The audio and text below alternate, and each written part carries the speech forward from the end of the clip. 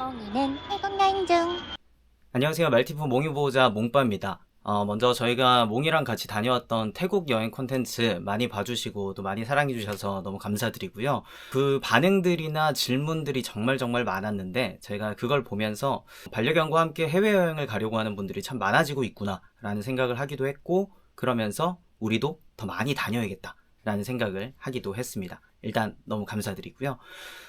이번에 그 영상들을 본 분들이 질문을 많이 주셨어요. 댓글로 주신 분들도 계시고 인스타그램 DM을 통해서도 많은 것들을 좀 물어봐 주셨는데, 일단 가장 많았던 건 서류입니다. 그리고 어떻게 준비해서 가야 하는지에 대해서 이런 것들을 정말 많이 물어봐 주셨고, 다음으로 많았던 건 숙소 관련 질문이었던 것 같아요. 숙소 비용도 물어보셨고, 그리고 숙소의 정책들이나 이런 것들도 많이 물어봐 주셨거든요. 많은 관심 감사하고요. 또 여러분들이 가장 궁금해할 질문이 바로 비용이었어요. 아무래도 이 비용은 저도 좀 중요하다고 생각을 해서 정리를 좀 해뒀었는데, 이번에 숙소비라거나 뭐 항공비 등등을 많이 질문해 주셔서 이 영상을 남기게 됐고요. 이 영상만 보고 나면 대략적으로 4박 5일, 5박 7일 정도의 반려견과 함께하는 태국 여행 총 비용이 어느 정도 드는지 알 수 있으니까요. 끝까지 봐주시면 좋을 것 같습니다. 차근차근 하나씩 제가 알려드릴 거니까 혹시 이 영상이 참 도움되겠다, 좋겠다 싶은 분들은 일단 구독, 좋아요부터 누르고 오시는 거 잊지 않으셨죠? 시작해 볼게요. 일단 서류 준비 비용부터 말씀을 드릴게요. 필요한 서류 어떤 것들이 있는지는 제가 서류 관련 준비하는 영상에서 이미 다 알려드렸을 거니까 그것만 살펴보시면 될 것 같고, 오늘 이 영상에서는 비용 관련해서만 말씀을 드리겠습니다. 일단 반려견을 데리고 갈 때, 한국에서 태국으로 데리고 갈 때 드는 서류 비용을 말씀드리면, 첫 번째로 광견병 항체가 검사서, 이게 가장 많은 비용이 드는데 20만원에서 30만원 정도가 듭니다.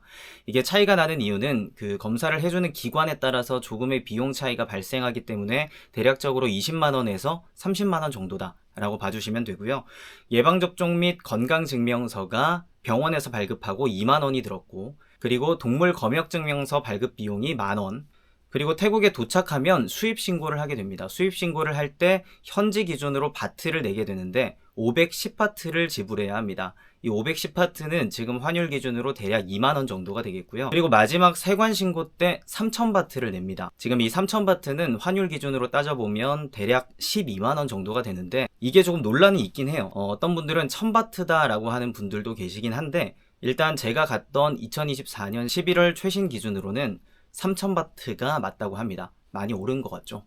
갈 때 드는 총 비용을 한번 보자면 서류 비용만 해서 넉넉 잡아 40만원에서 47만원 정도가 든다 라고 보시면 되겠고요. 돌아올 때는 수출 허가서만 발급하면 됩니다. 수출 허가서는 현지에서 발급을 해야 되기 때문에 순서가 어떻게 되는지는 영상 잘 참고해 보시면 좋겠고요. 이 수출 허가서는 총 260바트가 발생합니다.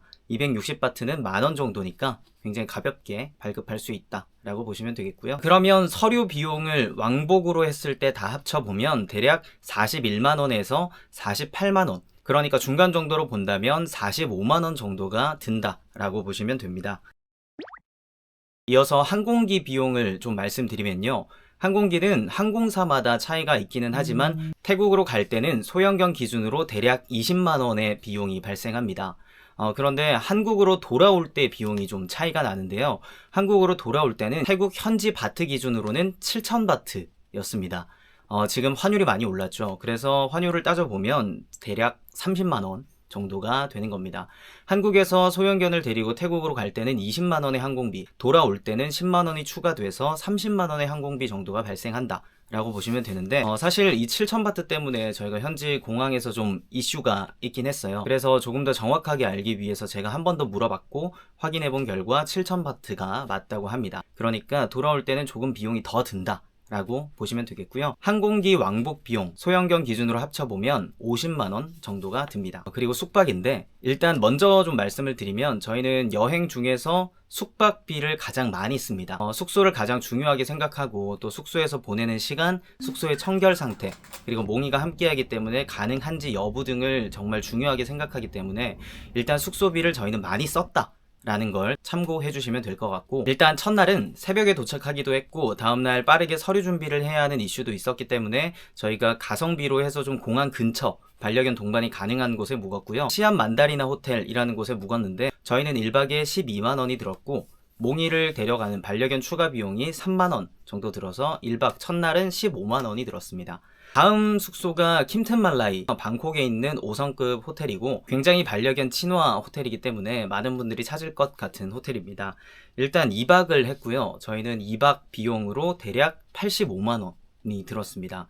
굉장히 좀 높은 금액대일 수 있긴 하지만 요즘 뜨고 있는 호텔이기도 하고, 그리고 또 몽이와 있기에 정말 좋았기에 저희는 킴튼말라이에서 2박을 했고요. 만약에 다시 방콕을 가게 된다면 저희는 여기서만 있을 것 같아요. 굳이 다른 곳에 옮기지 않고 그 정도로 깔끔했고 굉장히 만족스러웠던 호텔이다 라고 보시면 되고요. 이 다음으로는 또 2박했던 곳은 저희는 파타야로 갔는데 파타야 풀빌라로 갔습니다. 라 미니에라 풀빌라를 이용했고 2박에 75만원을 내고 숙박을 했습니다. 라 미니에라 풀빌라는 반려견 추가 비용이 있는데요. 이게 기억이 안 나요. 조금 듭니다. 이건 나중에 혹시 가시는 분들은 알고 저희 댓글에 남겨주시면. 킴튼말라이는 추가 비용이 없습니다. 그러니까 킴튼말라이가 저희는 이번에 태국 관광청의 지원으로 또 협업을 통해서 갔던 여행이다 보니까 비교적 좀 많은 장소들을 담고 싶었고 여러 숙소들을 보여드리기 위해서 이곳 저곳을 옮겨 다녔는데요. 만약에 저희가 따로 그냥 태국을 다음에 한 번 더 가게 된다면, 특히 방콕을 가게 된다면 그냥 킴튼말라이에서만 계속 숙박을 할 것 같습니다. 그래서 정리를 해보자면 숙소 비용을 다 합쳐보면 저희는 5박을 했고요. 5박 동안 총 175만원을 썼다 라고 보시면 되겠습니다. 몽이는 태국 여행 중. 지금까지 말씀드렸던 비용들을 한번 다 합쳐보면 일단 서류 비용이 45만원, 그리고 항공 비용이 50만원, 그리고 숙박, 5박의 숙박 비용이 총 175만원이 들었습니다. 이렇게 세 가지를 합쳐보면 대략 270만원 정도 된 것 같아요.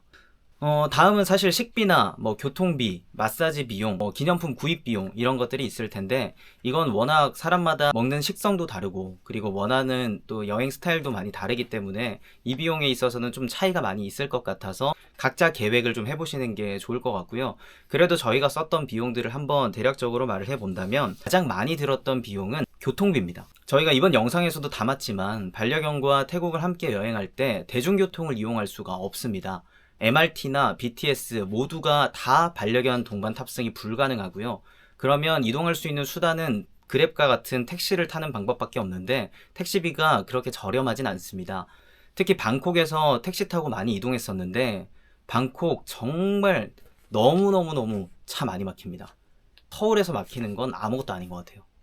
그래서 방콕에서 택시 타고 이동할 때 돈 많이 든다, 일단 생각하시면 좋겠고 교통체증 심각하다 알고 가셔야 될 것 같아요. 저희가 방콕에서 파타야로 이동을 했기 때문에 그때는 픽업 택시를 미리 한국에서 예약을 하고 왔는데요. 저는 마이리얼 트립을 통해서 예약을 했었고 왕복 비용은 12만원 정도가 들었고요. 방콕 수완나폼 공항에서 방콕 시내로 이동할 때도 픽업 택시를 이용했는데 이 왕복 6만원 정도가 들었습니다. 저희는 몽이랑 함께 가기도 했고 이번에는 멀리에서 반려견 유모차를 협찬받아 반려견 유모차도 가져갔던 상황이기 때문에 짐이 좀 많았어요.